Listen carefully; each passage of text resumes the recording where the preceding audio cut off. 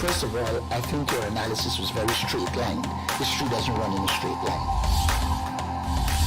Kid, you cannot tell your neighbor he is stealing ducks when you are stealing funds. As High Commissioner, I was wrong. As Charandas Prasad, I reacted naturally how any person would have. I did not come here for that kind of abuse. I did not come here for that kind of abuse. If you're going to go down that road, I'll walk off. But it's all okay once they're talking. If they were talking, I could not have been here today. You got ADHD. I ain't got nothing. Calm down. I think I've done enough in terms of taking our team out of trouble from losing. Come on, Lou Taylor. That's good. I'm reading the script now, and the first person that comes to my mind to play a detective, Yes, but the an Chinese critic. erratic Mikhail detective, Rodriguez. is Mikhail Rodriguez. Why an African slapping Indian? Why a man and slap a woman? Look, how you deal with that? You deal with that. We must encourage platforms like this because it brings together different people and allows for discussions to take place in our country on a multiplicity of fundamental issues. Gildarie, you apologizing for something you think I did is wrong. I don't want you to do that, and you should not have done that.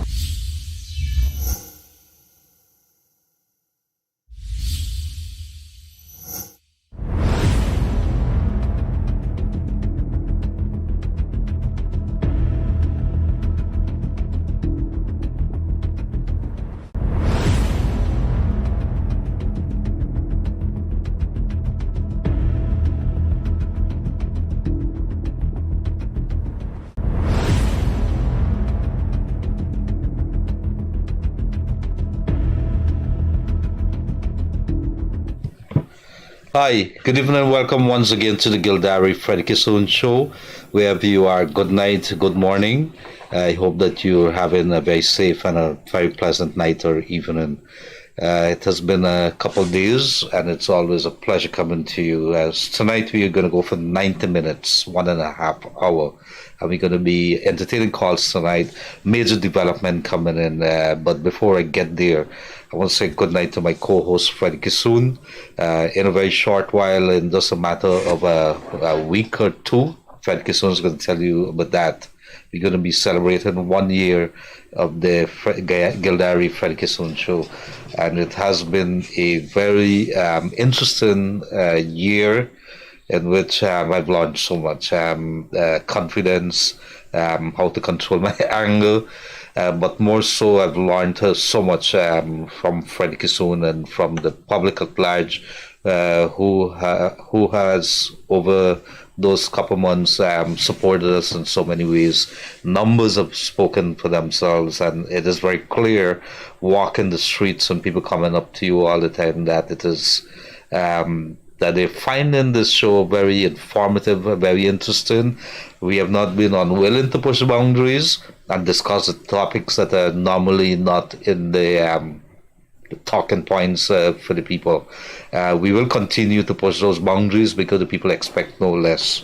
Want to take this country to the next height? We have to be able to have those kind of conversation. Major escape from the Mazzoni prison this evening. One of the most notorious prisoner that they have there was fingered, was prosecuted, and was jailed for his role in the Bartica massacre. Everybody remember that. And it was such a brutal policeman kill. An entire town was held at bay as gunmen invaded and robbed gold miners, killed policemen. In fact, they went into a police station and the massacre, as it was stormed, took bodies, stuffed it in freezers and so on.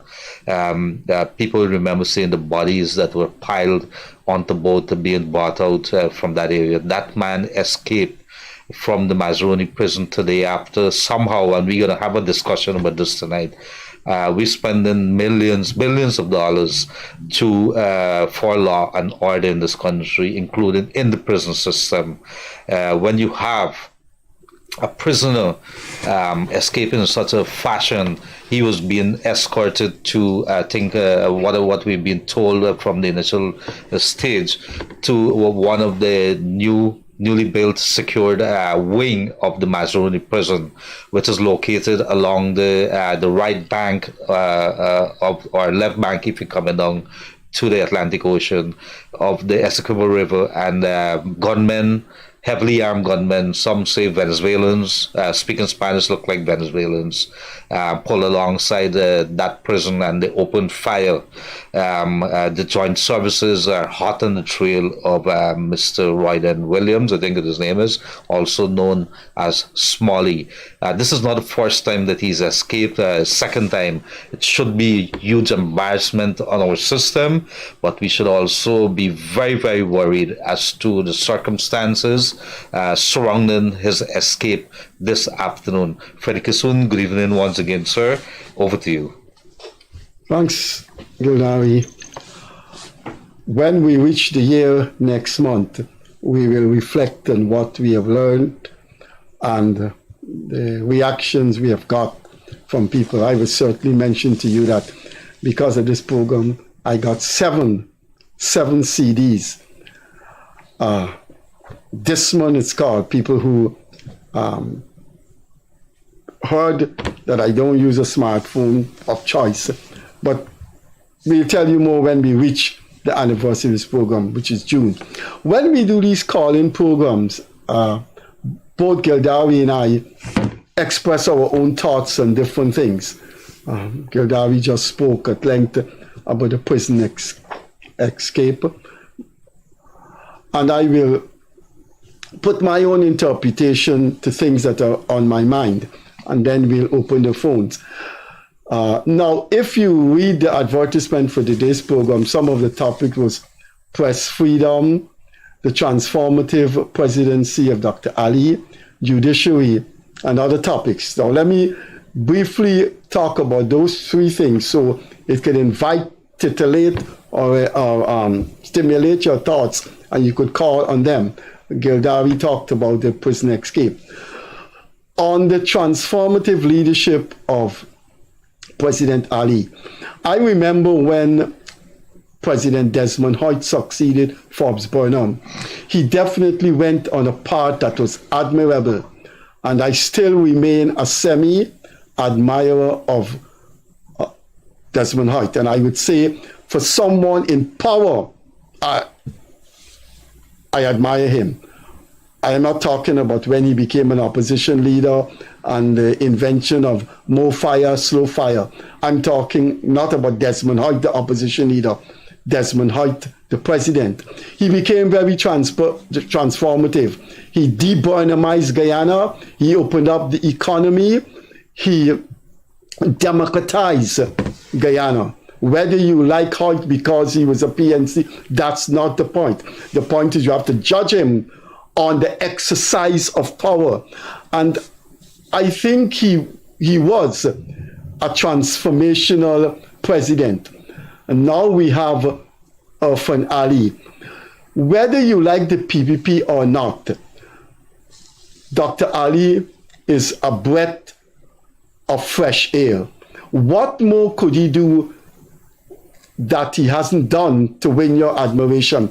This man has gone all over the country meeting people. Now, for the PPP population, those people who form the edifice of the PPP, their supporters, their sympathizers, Dr. Jagan will stand out as numero uno.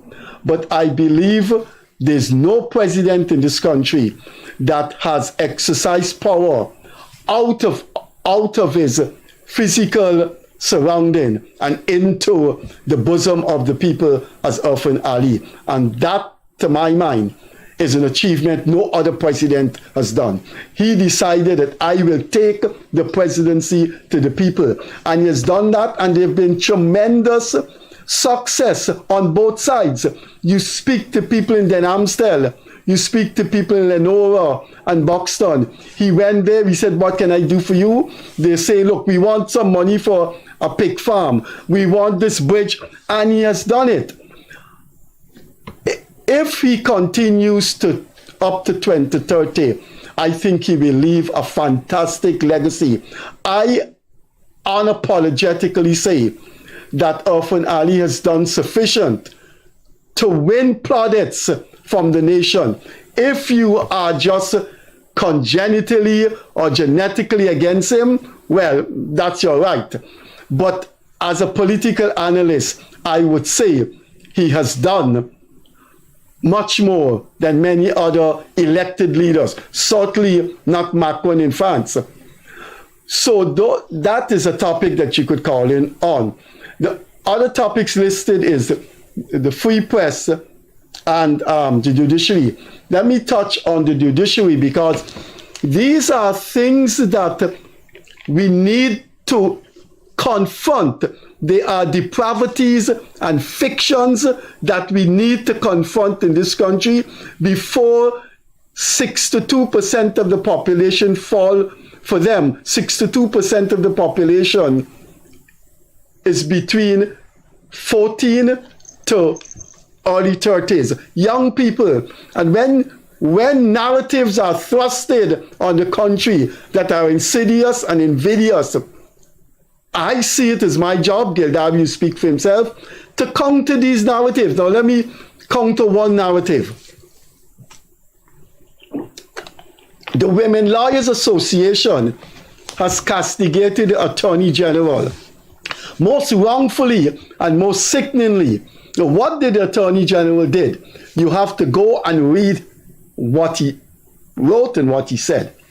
Magistrate Leron Daley freed Winston Jordan, former Minister of Finance, who was charged for malfeasance in office. He allegedly sold a property to BK Tawari and it was vastly undervalued, allegedly. She dismissed the case against him on the basis that he was not a public servant.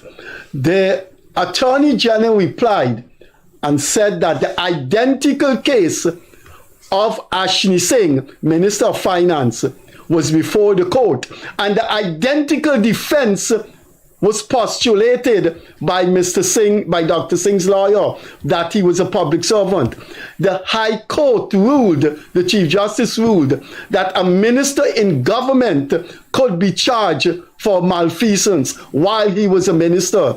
The Attorney General informed the nation, I didn't know this, now I know, that when the High Court makes a decision on a principle of law and it's not appealed, it stands as a standard bearer, and therefore lower courts have to follow it.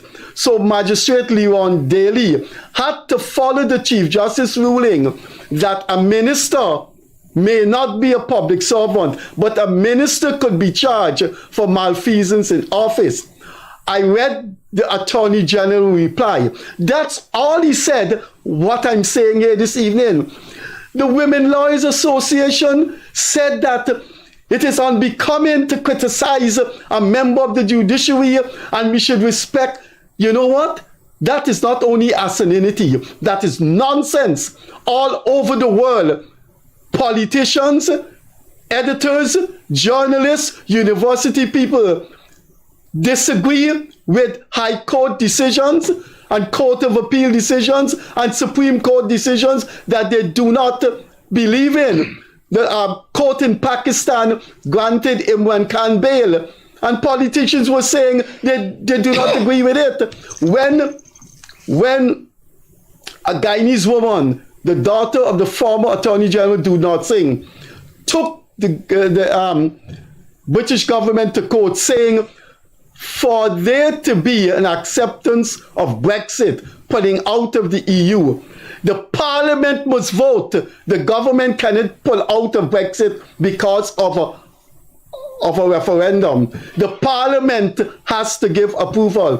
When the British High Court agreed with that, politicians from the ruling party went after that decision. What the Women Lawyers Association is doing is introducing the denial of people to disagree with the court decision. Now, don't take my word for it. Just read what the Attorney General said. There are forces in this society who are anti-PPP, that's their right. But they're going to take us down to a dangerous path and lead us to the precipice unless programs like these. I'm resuming my column next week. I will tell you more about that. Next week, I start to write and I start to confront these depraved narratives. So that is a topic you could call into. And then another subject matter that is on the advertisement for this program is the free press. The election of the Ghana Press Association showed that Nazima Ragubir got 70 votes. Neil got 25. That's not mathematically or scientifically possible. There are more media houses in this country. They say that it was a matter of PNC journalists versus PPP journalists. You go through the media houses that are sympathetic to Nazima Ragubir. Those, you can count them on your finger. The Sabbath News, the Kaicho News, God Mosley Outfits, Hits and Jams. As against the Chronicle, Guyana Times, iNews, Newsroom, NCN, NTN Television, and all those radio stations. And Neil Marks got 25 votes. That election was rigged. Those are the forces that we have to deal with. Those are the topics, among others, the escape that we would like you to call in and discuss with us. Over back to journalist Leonard Gildarie. Thank you very much, Freddie. Quite a mouthful there. Freddie, back to, it's interesting that you would raise the issue of Irfan Ali and his presidency and his work. But context is everything also. I think it would be, it is my view, because I've been looking very carefully at this man who has been so much around the place and really surprised a lot of people, surprised me. I thought it would have been a kind of presidency which is going to be cautious, but he came and hit the ground running. Don't forget Barjagd is right next to his corner as well, somebody who has a lot of knowledge. But it would be interesting also to note that you could have taken a presidency with oil money, because you would have had APNU, the coalition would have had oil money there also. You had the potential of oil money. What do you do with it as the government of the day? What did Irfan Ali do with it? Yes, you could very well argue that the government under Irfan Ali have more money. They got more money now than what APNU FC did. But it is a charting of the course. That is very, very what important. You do with the money. What do you do with the money? And a lot of people say you have so much money. You and I saw the argument. Take the money, give it to the people, give it in the hands and let them spend it. Clive Thomas said that. Right. What did this government do? Freddie Kissoon, I'm down on these bank every single day. Before your very eyes, I work in Red Road, Providence. Every day you go out on the road, there's so many projects that's happening, so many infrastructure work. It baffles you. I used to be a harsh critic of the trucks on these banks, and I totally disagree with the speed where they're driving with. It is catastrophic. It is going to lead to many more deaths. However, if you stop those trucks from, or all those trucks from driving on the road, you're going to stop the pace. There's so many million tons of sand that we talk that you need in different areas with all those projects. Where you're going to get it from? So you have to look at it in context. Did he do well with the hand that he was dealt? And I think it is important that an analyst look into what they did with the hand that was dealt to the PPP, because when they went in there, don't forget, they went straight into the arms of COVID-19. And COVID-19 was no thing. The whole world, Suriname was struggling with it. I went up to Suriname and they can't recover up to now. Trinidad still. Guyana took a bold decision to open back that airport. And I was looking at it and said, wow, I would not have done that. But they did that. And I think it really worked out quite well, because when you look at all the things that happened via trade and otherwise. The other thing that you would have raised was the judiciary and the fact that you say, I didn't see that statement from the Women Lawyers Association, but I would find it unacceptable that you believe a certain segment of the society or somebody who is upholding the law cannot be criticized. You have to be criticized. You're sitting in public office. Those decisions that you put there, social media allows you to do that. You need to read. You need to show dangerous. The attitude of the women. So you can criticize. You have to read this man's statement. This man's statement was very academic, couching legalese. He showed you where an identical case was before the High Court. The High Court made its ruling.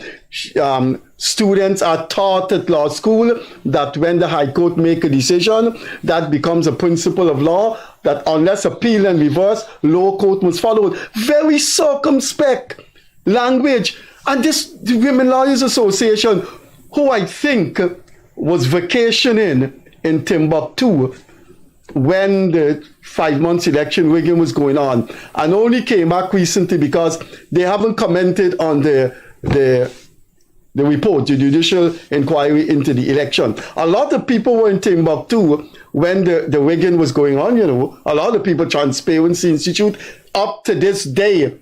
Red Thread, who wrote, look, my column is coming back next week, and I'm going to deal with Red Thread, Transparency Institute, because I don't know what is wrong with this government. This government has intellectuals at its disposal, and it has intellectuals worldwide. Take, for example, this kind of intellectual imperialism we tolerate in this country. There's a group called Reporters Without Borders that issued their report and dropped Guyana 26 points down from last year. Not the first time you enter university, the first day in class, you are told to do research before you open your mouth. Not one person from Reporters Without Borders was in Guyana. So what criterion or what criteria they use to drop Guyana 26 points? Which of the other countries they dropped 26 points? But there had to be liaison with somebody locally. But that is how you accept, that is how you do research. So what I did, I got my cousin, or I got my sister in Australia to tell me, hey man, send a report of what's happening in Australia. My sister in Australia don't like the government because she didn't get to work with the government. And so she sent a report to me saying the Australian government is the worst thing in the world. And I submit that to the United Nations. Is that how you do research? So they have people down here giving them information without checking in on the credibility of the people down here. That is called intellectual imperialism. And we get that all the time. Take, for example, Transparency Institute. They're relying on reports of people that I find totally obnoxious. There was a man in Transparency Institute who was working at UG at a time when the union was striking against his vice chancellor. You couldn't find out what was his employers, which is the council, couldn't get information of what was his salary. And that Transparency Institute Guyana guy at UG said not a word. All of a sudden, since the PPP came into power in August 2nd, these people have found their voices. Who the hell is Reporters Without Borders to make a blatant statement of Guyana without research? Howard Jack, the other vice president, gave us empirical evidence where Transparency Institute sent to Germany false information. That is the kind. I don't understand why this government that has intellectuals all over the world cannot knock on the door of Transparency Institute in Germany or Reporters Without Borders and say, what nonsense are you doing? Why they can't do it? There's another side to that story there, Freddie Kissoon. And I always say, if you don't blow your own horn, if you don't talk about yourself in a good way, nobody's going to talk about you. Yeah, you have to blow your in this country. But if you don't look, yeah, you have this to, country, you have to. We have seen a resurgence, and I think, I would say this has started happening from 2015 upwards from there. I don't think Guyanese in the history of this country has felt more proud of the passport or being a citizen of Guyana than now. Never before, Freddie Kissoon. You imagine people start talking about Trinidad and how they used to be putting them on a bench without being fearful of Trinidad. You imagine something like that? People are going there and says, you're Guyanese. People are talking about that now, Freddie Kissoon. So when you start talking your country, you could talk about it, but where do you fight your battles? Gildarie, I taught 26 years at university, and I had to go to a former student of mine, who was running the Foreign Service Institute created under Foreign Minister Clement Roy, and beg him, he was taking a government property and giving it to me to do handout for the students. UG had no paper to do handouts. I remember UG washroom was so terrible that you jump in your car and you go home if there's a call of nature. You know what we have come from. There were times where you had heinous robberies, and when you call the police station, they have no vehicles. And there are people telling us that we must come out of the fossil fuel. And then when you see who they are, I did a study of them. They wrote a letter on November the 17th in the Starbuck News. And I did a research with them. One of them, Terry Roopnarine, the son of Dr. Rupert Roopnarine, did not born in Guyana, has not lived in Guyana. A lady named Pauline Melville left Guyana when she was 5 years old, never lived in Guyana since then. Percy Hinson left UG when I was a student and went to live in the US, and has been living in the US for 40-something years and taught at the University of Berkeley for 30-something years. And these people are telling us, who live very happy. The co-owner, the Starbuck News has two co-owners. Anand Prasad, who actually has a huge amount of shares. He bought the shares. He has shares. And Isabella de Caries, the founder, David de Caries' daughter. That lady is a British citizen that I don't think ever lived for any period in Guyana. Her son plays cricket for Middlesex, not GCC. And they want us to get out of the forest. Ladies and gentlemen, topics for tonight. We're talking about the freedom of the press. We're talking about Irfaan Ali, the transformative presidency on the Irfaan Ali. Let's make those calls free short. Press, the judiciary. Yes, let's make those calls very short. Before I head into the phone, let us put some things in perspective. Imagine you have the keys to your front door and your back door, only you. And you're going in every day into your house, and things are getting into your house, through the windows, through the roof, wherever it is, somebody's pushing things into your house, contraband, drugs, everything. I'm just using a story here. If you know how the prisons are located and how the security system is there, you go through the gate, you're subject to that check. So how do you have, it's not over the gates that you're throwing stuff. Maybe there was a time when you throw a plastic bag over Camp Street fence of contraband, and it ends up, every time there's a search of the prison, there was going to be juka, there's going to be packs of cigarettes, bales of cigarettes, there's going to be marijuana, cell phones, chargers. How does this get into the prison? Well, we have heard many stories of prison warders or prison, what do we call them? prison warriors. Yeah, prison warders that are there, that are collaborating. It's big money. There's some prisoners who who are there right now, serving sentences, looking after the family outside from the business that they do in prison. You're laughing, Freddie Kissoon. It is, but guess what? The people who are facilitating it are the ones largely who are in charge of the prison. Yet we pump in billions of dollars, ladies and gentlemen, into the prison system, monies that could be used otherwise. Do you know the cost of feeding each one of our inmates every single day, of housing them? Gildarie, I don't have any problem. I believe in the death penalty. I don't think I'll ever change that. There is that incident that happened this afternoon. Pay very close attention to it, because somebody had to know that this prisoner who's been handed a death penalty was in a certain position at a certain time. And he was there, and the people, if you know how the prison is located along the Essequibo River, somebody had to be in position at a particular time with guns. So it shows either insider's knowledge or somebody collaborated. Something happened somewhere along the line, ladies and gentlemen. Let's just have that discussion here. Should your monies be used to continue without anybody being accountable for how the taxpayers' dollars are being spent?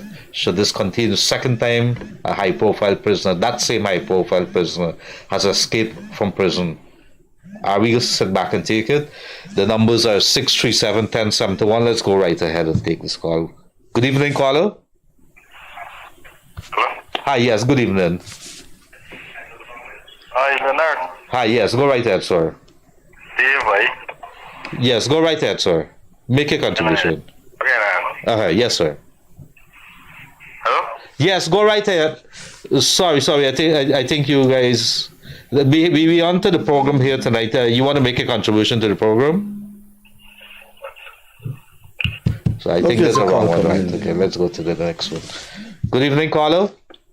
Yeah, good evening, Leonard. Good evening, guys. I'm calling back from Toronto. Yes, sir. I just have a quick comment to make.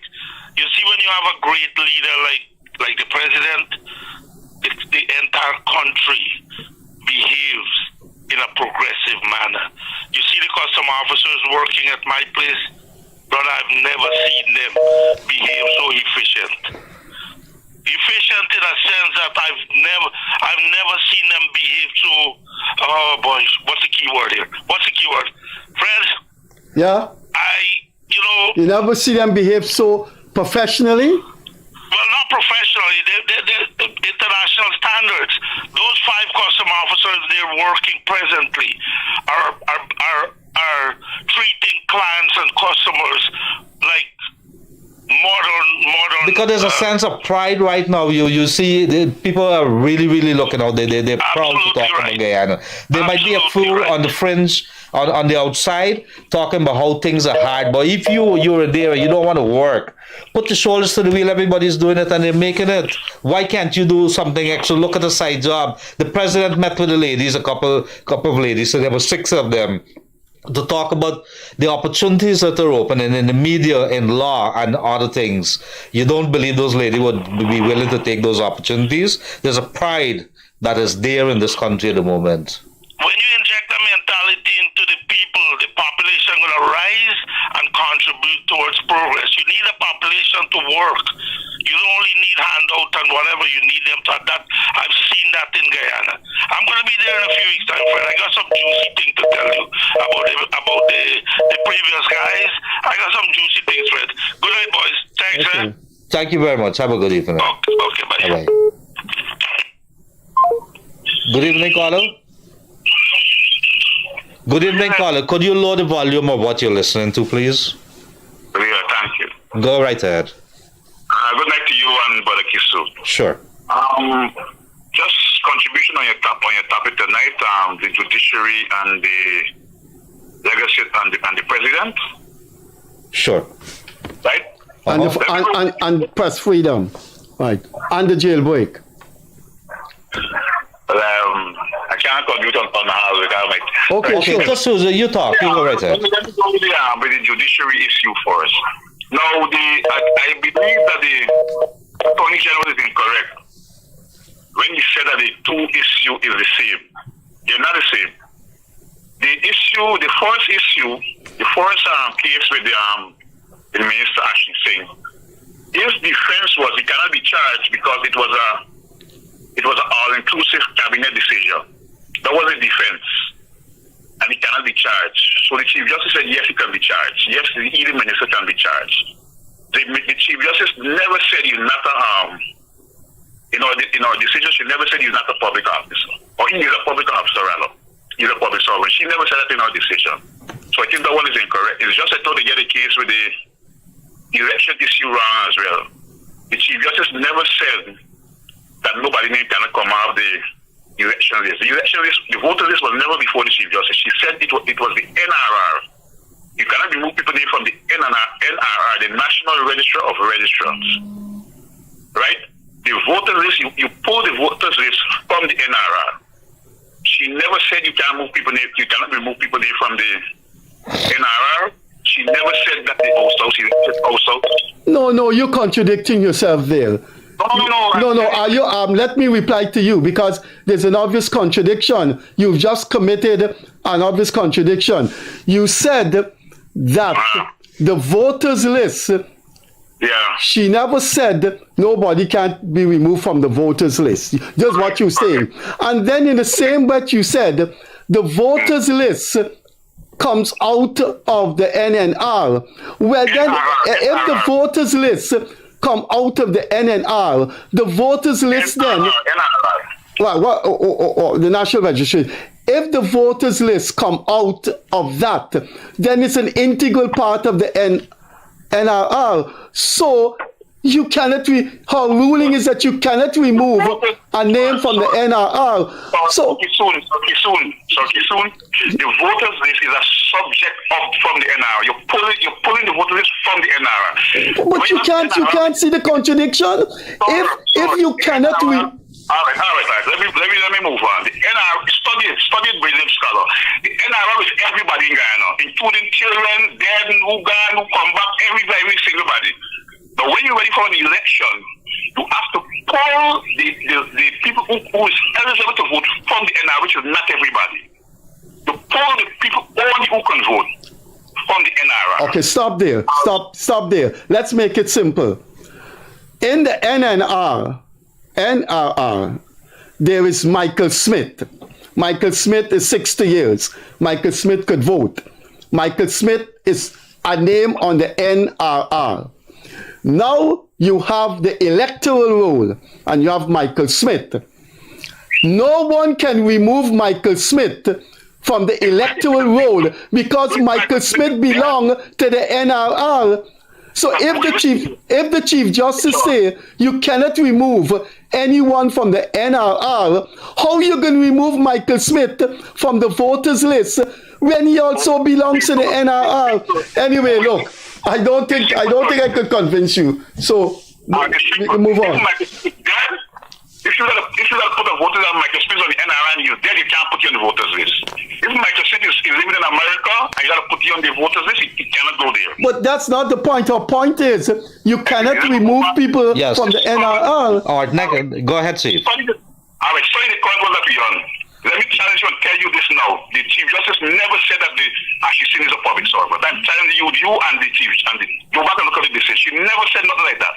That the Ashisin is a public servant. All right, no problem. So go right to the next to the point. The next point, please. The next one is on the legacy.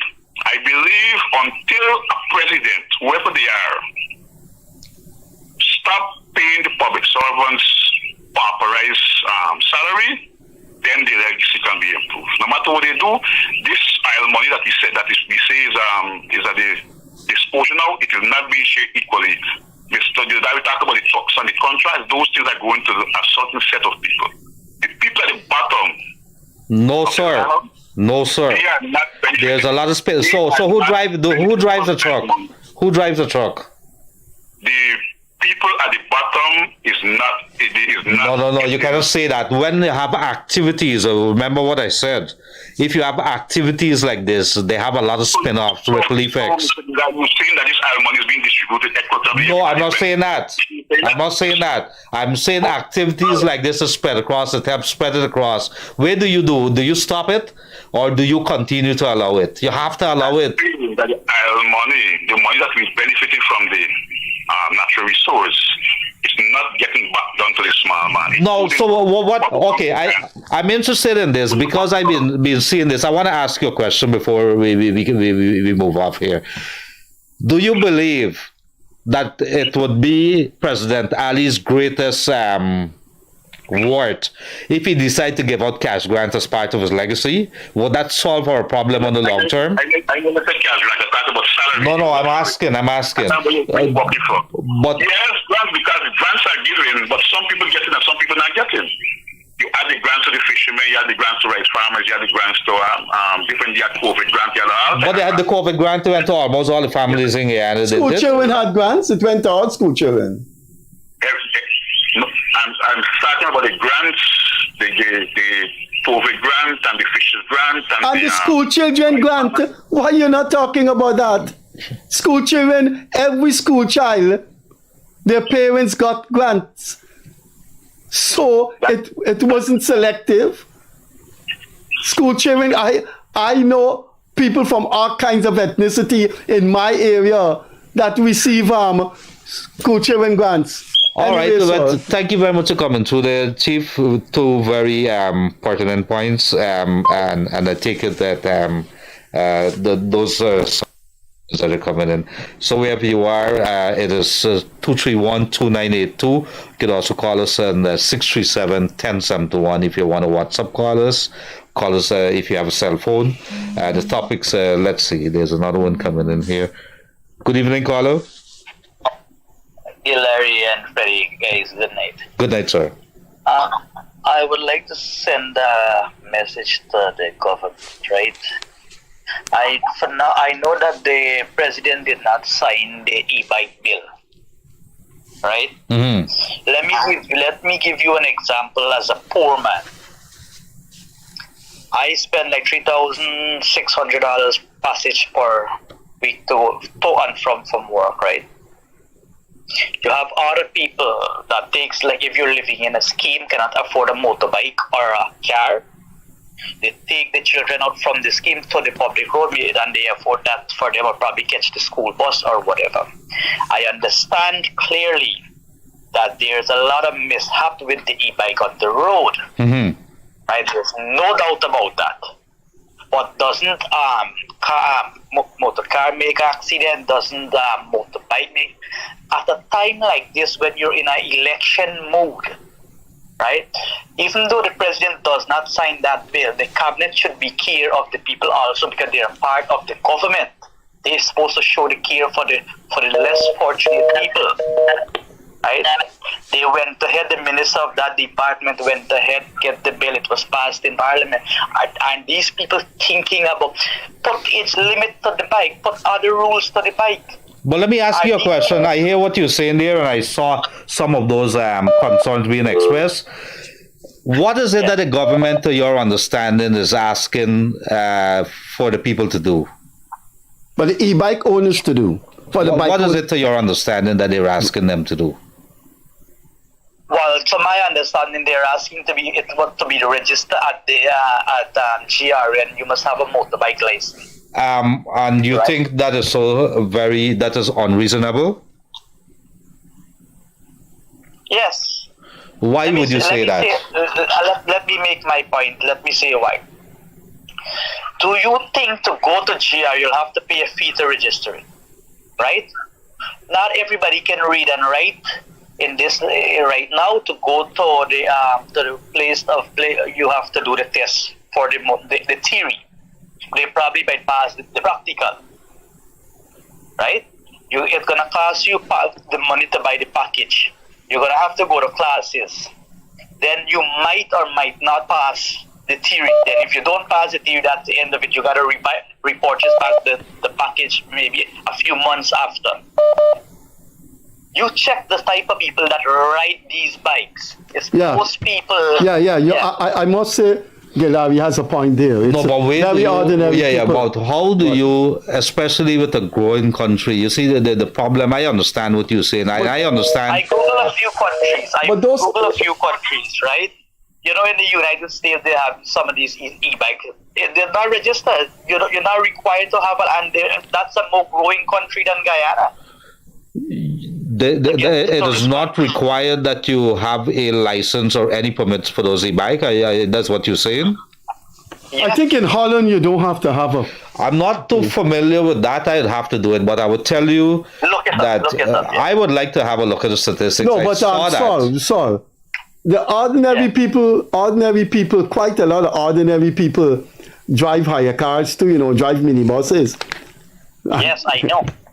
It takes, okay, let me just put it to you, because it's an interesting debating point that you've raised there. One, it takes to register, to have a road license on my car that I have, my small car, it's less than $5,000.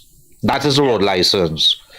For you to put somebody on the road, I see people 14 years old, 15 years old, some of them 11 that are riding on the road. That's a main concern. Yeah. Hold on. But there's nothing legally until the presentation of this bill that stop the police from stopping them on the road because it wasn't catered for in the law. You see somebody riding it. Yes. But it doesn't mean that those 11-year-olds are very familiar with what a road thing is. If you got to go around the roundabout, do they know who has the right of way? So there's a lot of things, but I understand the complexities of what you're saying there. Another point I want to make, right? That's just a message to the government. Another message, right away, I can tell you, I'm on the ground, I'm at workplace, there's a lot of, right away, the government lose 1,000 votes or more there on that. Anytime the president should assign to that bill, that's a message to the president.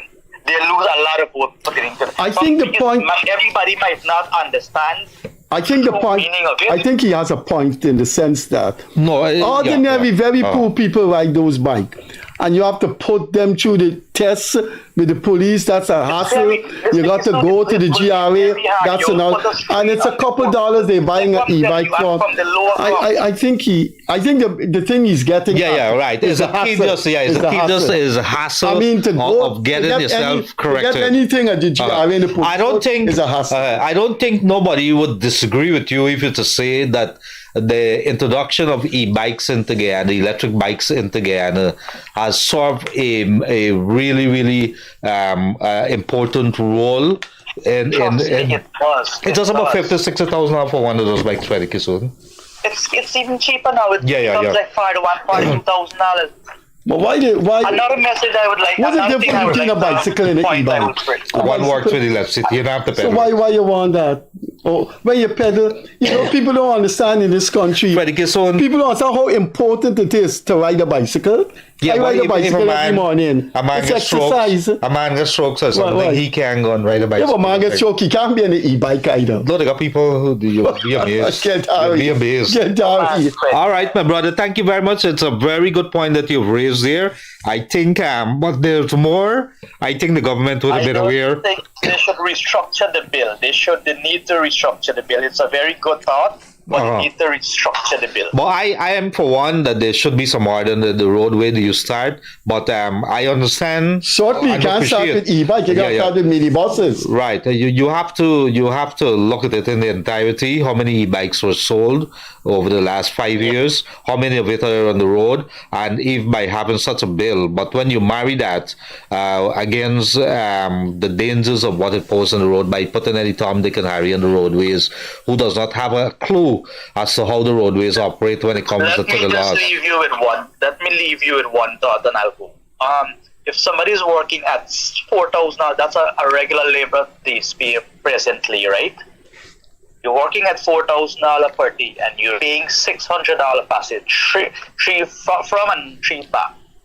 Just do the calculation for me, sir. Thank you, and you guys have a good night. Thank you very much. Okay. Very good point there. A very good point that he's made there. I'm not sure you should carry the owners of e-bike through the hassle as to get a motorbike license.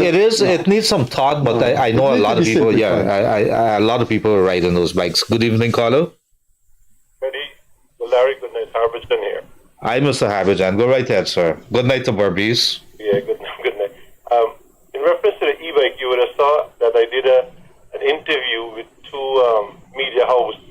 I posted on my Facebook, and it was also in Little Rock here on our TV station.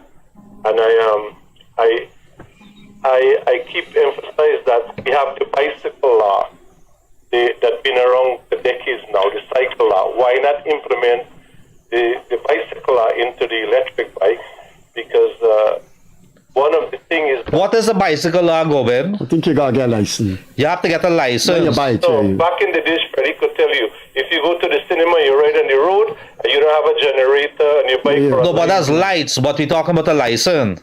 Right, but what... Yeah, you have to get a bicycle license. No, I don't think there's a bicycle No, license. it's not license. When the police stop you, got to show the receipt of ownership. Yeah, the receipt, but that's different. You show the receipt, but when it comes, a license says that you understand the road laws, and therefore you understand that if you're going to take a reflect. No, wait a minute. Yeah. In my day and age, I think you had to get radio license and bicycle license. TV license too. Not radio. I grew up with a radio, right, in your home, and you had to get a license for that. Yeah, my point is that the traffic police those days enforce that cycle ride beyond the white line, and they must have a reflectors.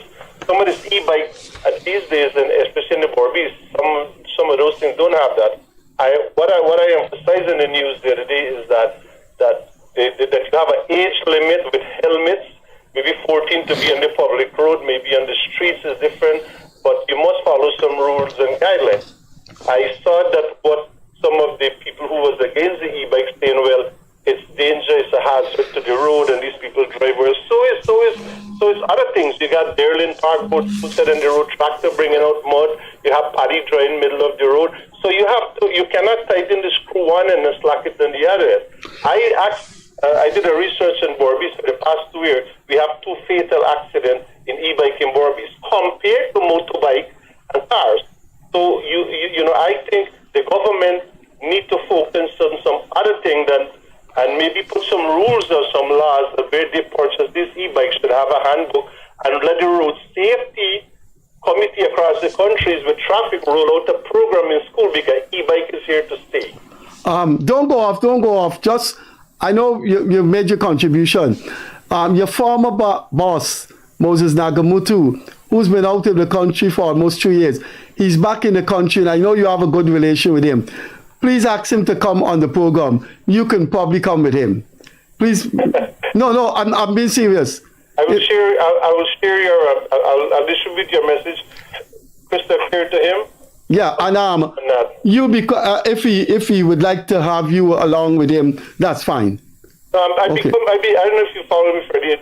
Since 2020 August, I become an independent activist for development and ideas. No, but I think you still have a good relation with him, a pleasant, cordial, correct relation with him. I have a good relationship with most politicians, including the current one.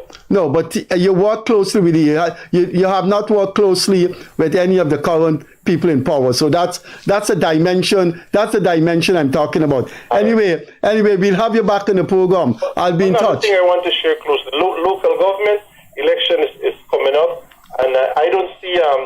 I see my personal view. I see a set of recycle of councillors going back into the same system because it's not the two major political parties to be blamed. The people in the community who making these choices to appoint this councillor democratically, that's their choice to put it. So we are going to end up back in the same place for the next 2 years. Thank you very much for that, Gobin. If you continue to vote for mediocrity, you'll get that. You put in people who sit as council in rubber stamp positions, square pegs and round holes, and they're there because they need to fill the seats, and they do absolutely nothing. The only time that you see them crawling out of the woodworks is every couple of years. And that we have to change that culture in this country, Gobin. Every program I go, I call them out and I say, if you cannot serve to the capacity and to represent your constituency and the people, don't go there. Thank you very much, Gobin. Have a good night and good night, Barbies. Yeah. Bye-bye. Good night, Carlo. Good night, sir. Good night, Freddie. Good night, Gildarie. Good night, sir. Go right ahead. I would like to make my point. This is Kemra from Hartford, and I'm enjoying you guys' program. But I gotta say something about Nazima Raghubir. Nazima Raghubir was appointed by Nagamoto Ramjatan and the PNC. So No, he's making a point with regards to as you continue, statement of facts, right? But as you continue, be careful, right? Because I think be careful with any language that could get us into legal trouble. Okay, make statements of facts. No. This is fact. This is what I know. Nazima Raghubir, that woman was appointed when Nagamoto and Ramjatan and the PNC was in power. And she being there for a purpose. She was not even qualified for that position at the time when she get it. Which position are you talking about? As president of the GPA or in the position she was appointed? Yes. But she was elected. No, that is not a fact. You started by saying fact. Nazima Raghubir. So please listen. Nazima Raghubir. I'm not a fan of Nazima Raghubir. I'm not a fan of Nazima Raghubir. If I was at the press election, I would not have voted for her. And I believe I was entitled to vote. I think I'm a voting member of the Press Association. But she was elected in 2018 as head of the Ghana Press Association. There should have been an election in 2020. They did not have an election. They choose to suspend it because of COVID, which was not right. And now there was an election which is very questionable. No president or minister appointed her as a GPA chairman. So that. Wait. So how she got a job in the first place? Which job? No, it's not a job. The Ghana Press Association is a body that comprises. Right. How did she get in there, you think? No, but you don't have you started with what is a fact, and I warned you, you don't have your facts. If you don't like the direction of Ms. Raghubir, if you don't think she's a objective journalist, that's a different matter. But don't come here and tell us what is fact, when in fact it's not fact. Okay? Thanks to your contribution. Right, thanks, sir. One thing more. Yes, sir. All right, thank you very much. Thank you. Thanks. Yeah, buddy. Bye-bye. You see Good evening, caller. the problem you have with people? Good evening, caller. Yeah, Gildarie. Yes, could you lower the volume of what you're listening to, please? Lower your volume, lower the volume, whatever you're listening to, yes. The e-bike. Yes, right? sir, yes. Every mechanic propelled vehicle that use fuel, steam, or electricity is classified as a motor vehicle. And that's the law. There is a law, is actual talking to you. No, hi, Mr. Ashram, but that was the law before. Well, did the law cater for electric vehicles before this passage of this new bill? We come under the Commonwealth, and that's part of the Commonwealth. I get copied. So, why did they need to go to Parliament to pass a new law to cater for the e-bikes? Okay, it's classified as a vehicle, but our law didn't cater for electric bike. Uh-huh. Right? Uh-huh. Now electric bikes start coming, and at GRA, you don't have to get an auto dealer license to bring in electric bike. Any businessman could use their license to bring it in. Uh-huh. But the thing is that GRA could have classified it because the bike don't have chassis and engine number. Uh-huh. So now they have to work out something, how they're going to classify it and issue a registration. It's a very complex issue because the argument is being raised right now about, it has made such an impact on people who can't afford a car and we understand it. But the dangers of it too. The car, you must realize that parents getting 3-4 children on the bike. Uh-huh. Any age they're given for a ride. You go to school in Barbies. It's all the little children riding in the public when go to school.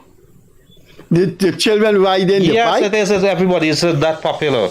It's that popular. But the danger of it is that it had to be addressed sometime or the other because there were thousands. Right. The car are going to understand. They want it lawless. And when they involve an accident, the first thing they jump in and say they want justice. No, the caller wasn't talking about lawless. Sorry, No, what he was talking about not is the impact, the economic impact of having a e-bike. No, he wasn't talking. Yeah, right. He was saying that those are small people. The people that buy those bikes are small people. If they're without those bikes, they have to pay a lot of money in transportation. He was just arguing about the hassles, the bureaucratic hassles you're putting these e-bike owners through. They got to go sit a test at the police force. That's a problem. That's one hassle. Then they got to go to GRA.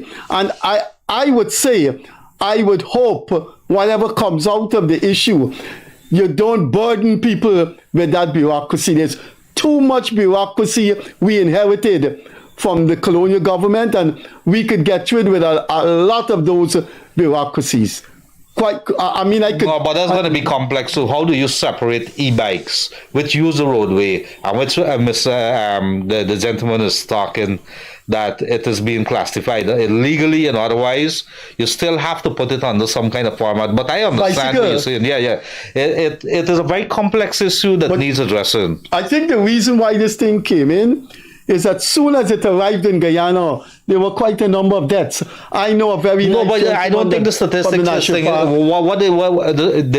were deaths from those bikes. Yeah. But is the danger of you have to cater for it from not only a revenue perspective, but also from with that increase in the number of cars or so. It had to be addressed sometime or the other. You go on the road and you see a man in the middle of the road riding this bike. And he's there, you can't understand, there's a whole line. Go Barbies, there's one road there. I stay in my veranda. All right, any other points, sir? That's it? No, the problem when they find the administration find themselves and they allow too much of these bikes to come in. I don't think nobody envisaged that it would have become such a popular thing. How you can stop people from bringing them in? Yeah, it is. When you talk about the lawlessness in the road, if you keep bringing in e-bike, no matter how much you bring in, you can't have more lawlessness than minibuses. Or, hold on, but the police, let me tell you this, the police, I'm convinced, is they're woeful, they're on the man so much, they have the hands so filled with doing what they're supposed to be doing, plus directing traffic, especially on these banks, that when you see the lawlessness, imagine vehicles are overtaking a long line and go to the head of the line. Somebody was complaining this morning. I see that. No, every single day we have a lawless society here, Chief, and the police can't do anything about it. So when you look this morning, a vehicle, Thomas Land, straight up flying off. Was into special branch. I think we need to take our money and employ thousands of more police. Same police, you pass 6 o'clock on the road of these bank, you pass them at 7 o'clock in the night. Let me tell you this, but the police are doing a fantastic job around the bridge here. Now, Freddie laughing is over 12 and 14-hour day as well. No, I see them around by the bridge area. Let me tell you this, they got. No, I thought you were being cynical. Commander, I didn't know you were being serious. No, I take that back. I know policemen work very hard. Commander Mahendra is doing a fantastic job along these banks. I apologize for that. There's a hot area there, and I don't know how they were able to control the traffic at the head of Diamond there, at the Harbour Bridge. Even on the western side of the Harbour Bridge, it's crazy. All right, salary. Chief, thank you very much for coming through. So Freddie, the picture of the send on your phone on the road. Oh, Tushan Road. I'm going to send them some of those pictures, yes. Thank you very much for coming. Freddie, good, thanks. Thank you for coming through there, Chief. Good evening, caller. Hi, good evening, Freddie. And, yes, sir. Yes, good evening. I want to make a contribution concerning the e-bike. We get sidetracked from our normal. But go ahead quickly, yes. Concerning the e-bike, people are starting to educate the users of the e-bike. My contribution is that since I married about 60 years, I know about a pedal cycle. We were taught to use a pedal cycle on the road by our parents and from the schools, how to use the road. But what you find now with the same pedal cycles, before I come to the e-bike, parents are allowing their children to ride without lights, without brakes, without a belt, they are also contributing by riding his bicycle anytime, anywhere.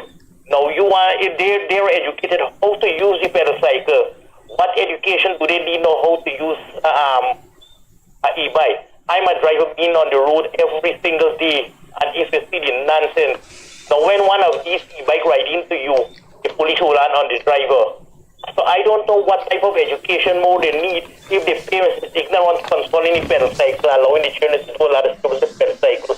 What they're going to do with the e-bike? Thank you very much. Thank you very much. I want to throw out a challenge to the police and the CID tonight. Pull in 20 vehicles. Freddie Kissoon, listen to me, my friend. Let the police pull in 20 vehicles and pull the driver and let them get 20 CID ranks and ask them how they get a license. And you and me be present there, or let it be the thing. And you're going to find something that is going to blow your mind away. You think in a country like this, with all the tightening up, that you would not have the sale of driver's license? You see the madness on the road, you would never believe that people went through the right way and got the license. I know one of the things... It cannot be, it's unacceptable. I know one of the consequences of selling license, are terrible consequences. You see, if you don't go to driving school, you would know about some of the do's and don'ts. People do not in this country understand when to use the bright light. They just, in the night, they turn on the bright light. And secondly, some of these crazy, idiotic young drivers are putting in lights that are extremely bright, not the normal bright lights. I stopped by the police had a control exercise on these bank. I ain't so bright, I ain't go so far in school, Freddie, and I asked the man, if them sand trucks that they have on these bank, and you need to see them, they're like fairy lights, they're like Christmas lights. They got them in all kind of style, and blinking and disco and everything. And I said, Chief, I don't know, but are those trucks with the lights, are they legal? He said, yes. One of them look like a disco. And they got 20 of them on these bank. Not 20, sorry, it's much more than that. Good evening, caller. Hey, good evening, fellas. Yes, good evening, sir. So, in regards to the whole press association issue, something troubling to the people, because at the end of the day, you're looking for credible information, and if you can't get credible information from a credible organization of people, then what should the people believe? What should the people look forward to? It's very evident and clear. A list wasn't provided up until the hour. How are the collective bodies pushing through to dismantle these type of organizations? That's one. In relation to the e-bike, I think, in my opinion, the e-bike will only function if there's a lane designated for the e-bike. They have such a lane in Sheriff Street. But that lane is being used by trucks. You know that, right? And minibus. You saw the picture, the image on social media. The minibus was using behind the footpath between the two bridges, the part that the people is going to walk. They undertake on that too. So even the foot lane and the bicycle lane are being used by trucks. And so that's how lawless we become as a citizen. I think we need to go back. The Minister of Natural Resources say by 2025, if you think we are now getting income from oil, it's going to go out of the window by 2025. I think we need to bring back state-owned buses. I was educated at UG, riding state-owned buses. That's a big topic right there. Well, if it... Why did they build 4-lane highways? This is the modern era that we live in. You're building 4-lane highways without any bike path, without any extra carriageway or any extra room for service, breakdown on the highways. I mean, these are things need to be engineered in a modern time. It seems as though they're still engineering like 40 years back, whereby they're not catering to these things. Who are educating these people? Who are advising these people? You're building a new highway from Ogo to the East Bank. You're building a new highway from Mandela. And still you haven't got it right in the 24th century? Come on, man. Come on. It's going to be hard to get the right formula if you don't get the people in the right culture. The thing is, if you bring public transportation, the government put big buses there. A lot of policemen are going to find it very hard because a lot of them own minibus. So, you don't know that too, Freddie Kissoon. Man, come on. I don't think you don't know that. Let's move on. Which part of the country you live in? Leave the policeman alone. I got to leave Freddie Kissoon alone. Thank you for coming to Freddie live in Timbuktu or something. He don't know. He don't know what's going on. He don't know about the box hand. I'm a supporter for increasing police. Thank you. So 637-1071, 231-2982. Yes, there's a call coming in. Caller, good evening. Hello. Hi, good evening. Good evening. Finally, a lady. Please. How are you doing? I'm listening to both of you gentlemen. Yes. It's very, very interesting. But it's really, really hard to conduct your business in this country. Very, very hard. I'm Guyanese. I don't mean anything when I laugh, but I know what you say. I'm laughing cynically. I'm very, very patriotic. I tried my utmost best as a woman, and you don't get support. You could try and try. What are some of these? Could you give me a few examples why you're so frustrated? Give us a couple. You. Like, for example, the tendering system, and so, you would keep submitting tender, and you would never, ever get a reply from them, it's required that the ministry or the agency, whoever it is, respond to you and say that you're not, you haven't won. Even if you call them. And let me tell you this, that one not a janjat. You know what I'm going to... How you know the lady? You know what is janjat? Of course, you don't know what You know what's janjat, madam? She knows. No, the lady doesn't know. She don't want to embarrass you. You know what's janjat, madam? Yes. What's wrong with you, Freddie Kissoon? I know it's a word mostly used by Indians, and it's a Hindu term. I'm a Guyanese, I grew up in that more. It's very, very difficult to do your business here, Very, very Don't lose faith, man. Don't lose faith. Don't lose faith. Don't lose faith. The president said small business must be given at least 20% of the work, but you don't even get 1%. But the president doesn't know that the system is crooked and they need to fix that system. They need to fix it and fix it quickly. Everybody knows everything what's going on. But it's a sad situation. We got to endure it together. Thank you very much. Thank you very much. Your time. Thank you very much, ma'am, and have a good evening. Freddie Kissoon, many of the people who are in the system but that have is been so, inherited. She sung so nice. No, but of course, there's a frustration. That is so sad. There's frustration. This caller is coming back. Good evening, caller. Hello. Lower your volume. Lower your volume, sir. Yeah. On the e-bikes, I believe that the e-bike are there to give the opportunity for the small man, children, and so forth, teenagers, to move around within as a main form of transportation. I agree. Right? I agree. So, I'm for the small person. Bicycle. I see e-bike as an elevated bicycle, a more improved bicycle, right? And if two children ride around this road with bicycles, I don't see why they can't ride around with them. No. The law classifies it the e-bike more dangerous. The e-bike more dangerous. It has to. You don't have the maneuver. With a bicycle, you could maneuver. You don't have that kind of thing. No, the classification, the law caters or looks at it differently. GRA looks at it differently. Listen, here's something. Everything in this country, the rich and powerful and the politician, used to squeeze the small man. This is all I have to say.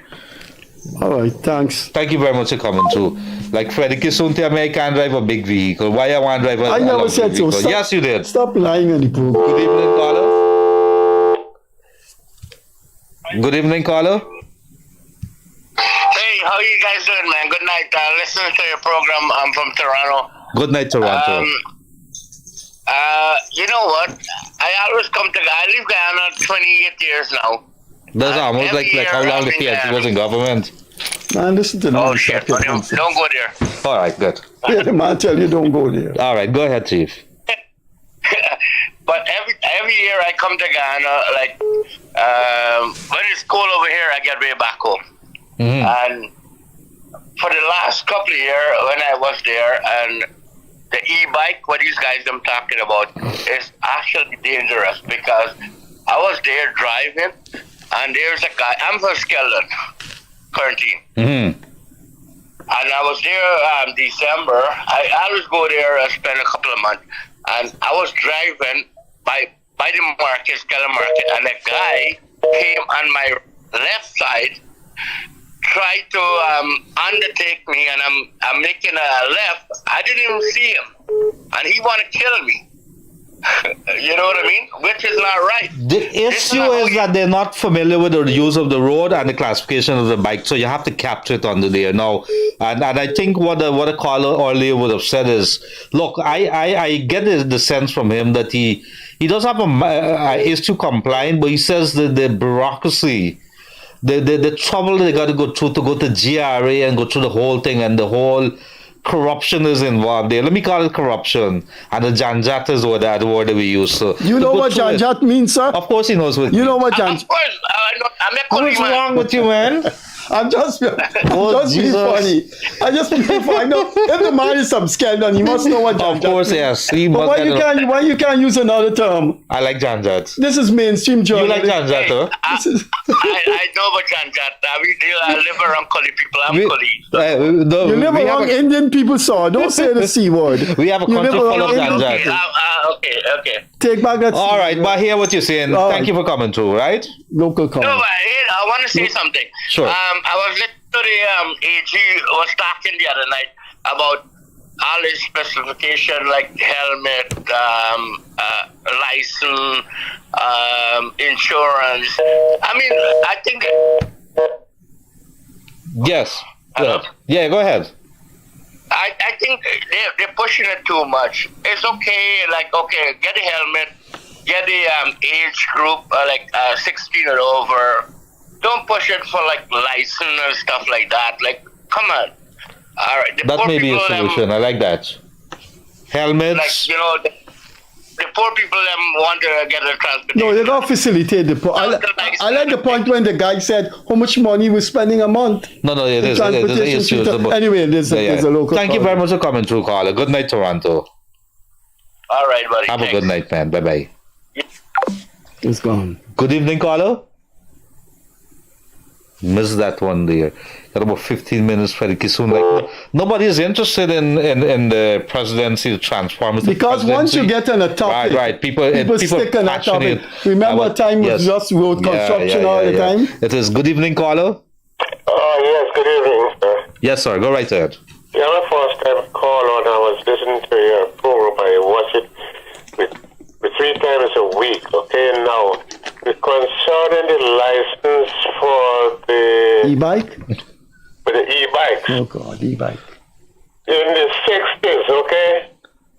You had to get a license for your bicycle. You see, I told you, on your little radio, you used to run and hide the radio when the license man come in. You had to get a license. No, I remember the radio, but I know that if the police used to catch you without the light, they'd load down. You know what they used to do? Lower the air on your tire. Take it out, flat it so you can't ride. You got to push it as a punishment. No, growing up, you had to get a bicycle license. On fork or under the seat. You had to get a license for a dog too. You had to get a dog license long ago in my days growing up. Anyway, that doesn't mean that I support the hassles the e-bike people go through. I think society should cater for the happiness of the smaller people. We can always have live in areas where you see 2 and 3 little kids. One on the handle, one in front, and one behind. No, Freddie Kissoon. I know. I agree with you. It has to be regulated. It's just unfunny the way you put it over. But I know it's dangerous. No, it's true. I know it's dangerous. I know it's dangerous. Oh, one man, kid it's ridiculous. It's ridiculous. Just one hole you got to fall in and that's it.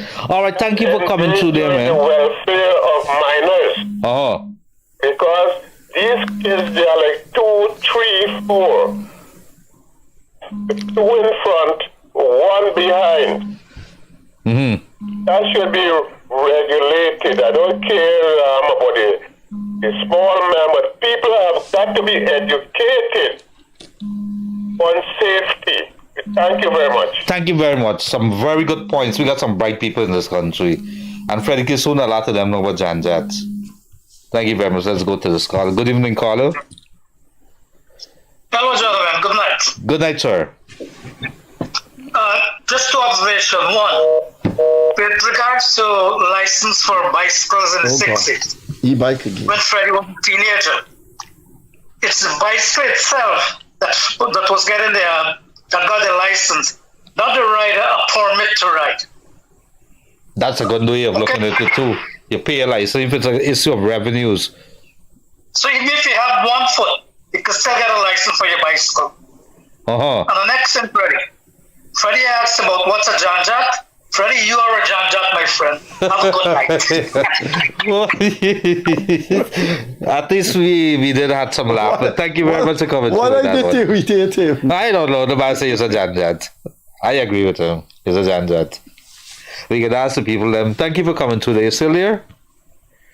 Alright. We learned the word tonight. Let's see. There's another caller. Good evening, caller. Good evening, caller. Good night. Hi, yes, go right ahead. Good evening. Yes, ma'am. I would just like to know that if this government should decide to give every Guyanese a vehicle free, if they will say it's a hassle-free to go and get license, just asking. Let me see if I get. You saying if they're to give every Guyanese free a vehicle? What is it? If it's a problem, hassle-free, for those same people to go and get a license, or to follow the rules. I don't quite follow, but I know she's saying. So the rules of the road or the laws of the land says if you drive a motor vehicle, you are obligated to be the holder of a driver's Yeah, that's what I'm saying. These e-bicycle people who are calling in, complaining about going and get a license. What's so hard about going and get a license? If the law say you have to get it, you have to get it. If you got it, it's for their own safety. So I'm saying, I'm just being sarcastic. No, okay. My apologies. Yes. A free vehicle. It won't be hassle-free at that time to go and get a license. I've had the privilege of traveling, so did Freddie. And the laws of the land, people might not like it, but they're there for purposes. There's some laws, but there's some laws that might be very wrong in the inception, the way that they thought it out. So it is very early, and the president, I don't think, has assented it as yet. It doesn't mean that he will not, but people are raising the concern because there's an economic side of it. There's also the legal side of it, and there's so many complex part of it. But I understand too. And like many others of this country, I think Freddie too, we'd like to see a country where people comply, and if it is that the law says so, we'd have to. Excuse me. Please speak for yourself. Please speak for yourself. Thank you very much for coming through, ma'am. Have a great night. Do you know we got sidetracked? Yeah. For the past half an hour is e-bike discussion, but anyway. Good evening, caller. Hi, good evening. Yes, go right ahead. Mr. Gildarie. Yes, sir. My thing is that renewing passport. I got to renew my passport last Tuesday, and they tell me come back till June the 27th. I just work abroad on ships and so on. I try to explain to them. It's 3 days gone now to No. They got a problem with the passport office, but if you pay $100, do you know there's a system you could pay $100 and you could get it within maybe 2-3 days? Gildarie. No, hold on. We coming back to it. Hold on. You can't make that kind of accusation, man. What was that? No, you're paying it legally to the passport office. Oh. Did you go through that process, or did you try to find out if there's a shorter way to get it? No, I tried to ask if there's a short way to get it, and one of the guys told me I must go to the senior officer. Yes. You could fast track it and pay about $100 for that passport, and you would get it. That you have to pay the passport office. That's not a bribe. That's a fact. I saw like 4 people were with me. Yes. Well, they were with me then. They were around me, and they get shorter time, and they ask nobody. But I don't understand this issue that we have in. I know. Added to that, I feel like young people they're watching at you, and you know. I don't understand this problem that we have. In a couple years back, the passport office and the police force was boasting, and I could remember this distinctly because we carried pictures of it when I was working in the newspaper and we reported on it. They were talking about the speedy time. I remember getting a passport within a week. Me too. A renewal. In 2018, I get I think it's 2018 the last time I get my own, and I get it in 4 days. Okay, I know it was 3 days. I don't know. Freddie Kissoon, this is a classical case of 1 step forward, 20 step backwards. How did this happen? But you know what is disturbing about it is the UK has done away with visa for non-immigrants. That's because they know that because of the economy, people are traveling more now. You need to be in. Let me try to be in sync with the times. More people are traveling, so passport should be easier to get now.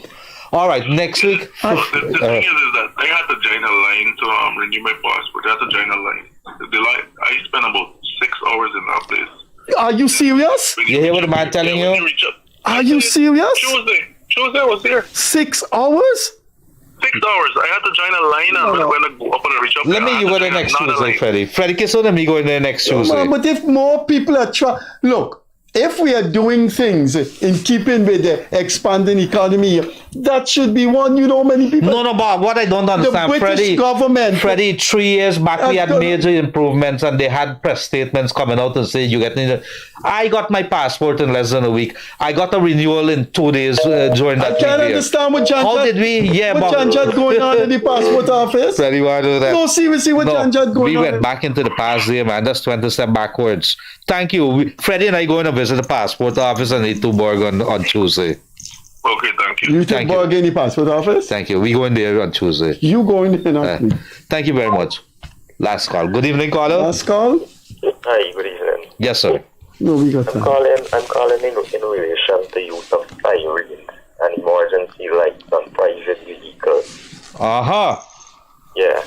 It's like once you know somebody in government or you have big friends in the police force, you can use it. You can do what you want on the road. Only yesterday I was almost pushed off into the opposite carriageway on Carifesta by a black Toyota Crown. Who owned the Toyota Crown? Well, I won't call the name, but there's somebody on North Road that's selling vehicle accessories and all these motorbikes. But you know, some people just put on the lights and they do what they got to do. It doesn't necessarily mean that they got a friend. Legal. The government The government said even private security vehicles cannot carry those kind of lights and use that kind of function. The government said y'all got to start taking pictures of these things, put it up on Facebook, and let's start naming and shame them. Yep, please do that. But that is what social media has done. Social media has opened up a new horizon, completely new horizon in the acquisition of knowledge.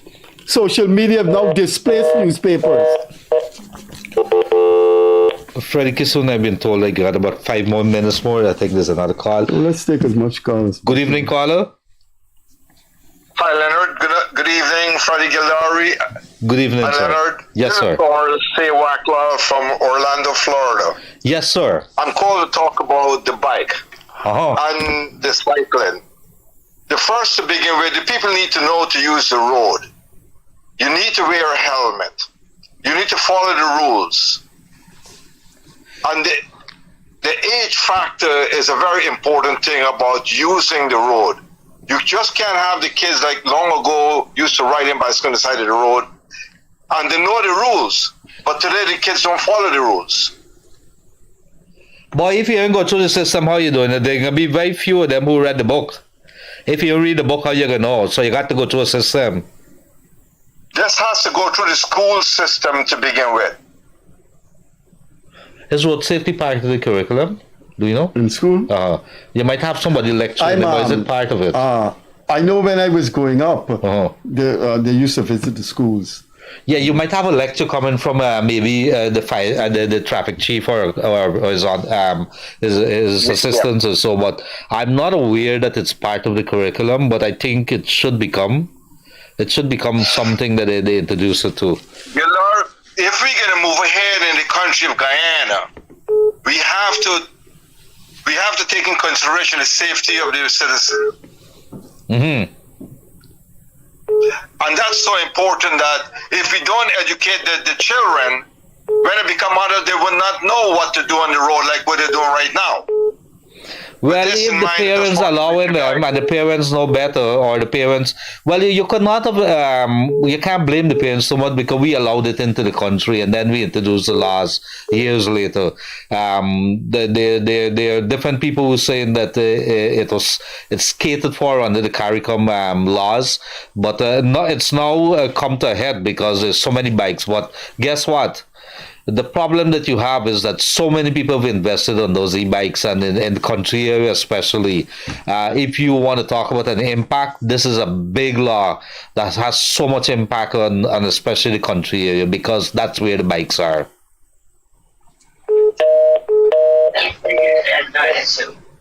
By the way, I just wanted to touch base with you guys with this. I thank you for your time, and I enjoy listening to you guys, both of you. Thank you very much, sir, and a good night to you to Thanks, Florida. sir. Good night. Bye-bye. Good night. Okay. Good evening, caller. Good evening, sir. Good night, sir. Yes, sir. I've been sending a picture to your WhatsApp about Kashif Drive, the road. Kashif Drive? Yeah, in Eccles here. Yes. And here, so I know that the trucks them passing through and everything, so go to the roundabout and the new road or the building. But sir, I beg you, and I'm glad that the president or Angel or somebody hearing this. Just come and see these holes, them. Well, you got see me road.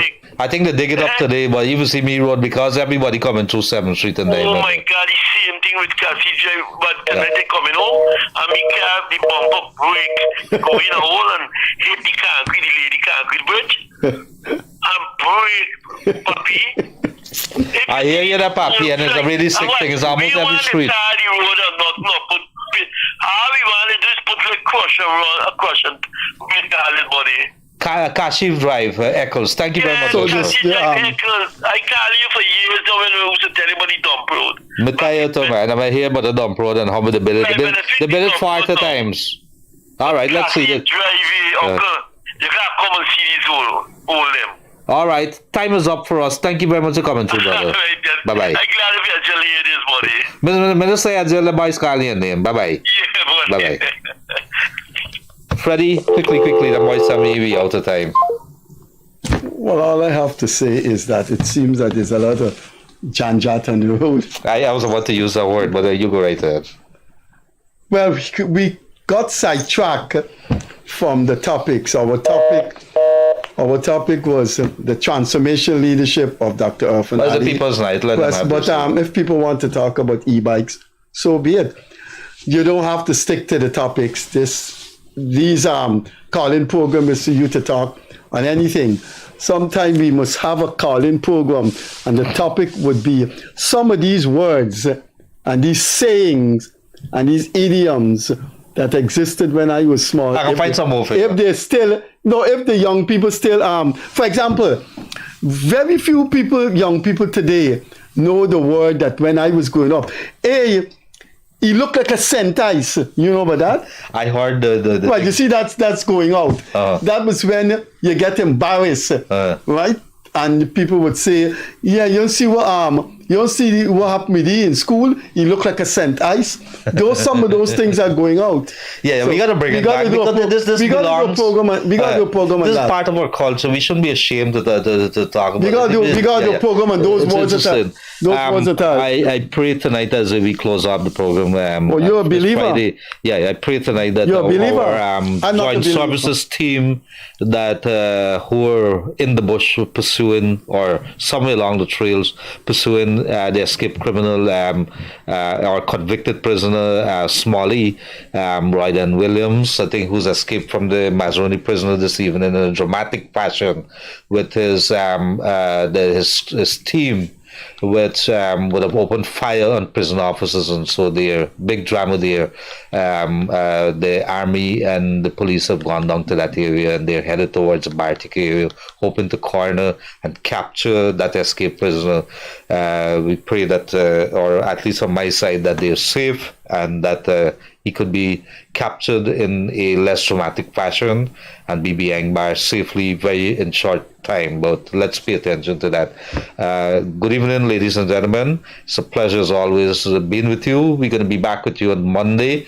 Topic this evening, or the topics would have been centering on freedom of the press, as well as the judiciary and the presidency of Irfan Ali and his legacy, among other things. We would have stretch it a little. People went into the electronic bikes, and of course they had a discussion on that, and that's okay.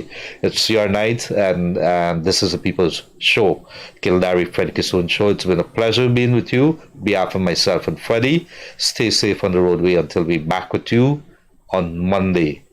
Take care.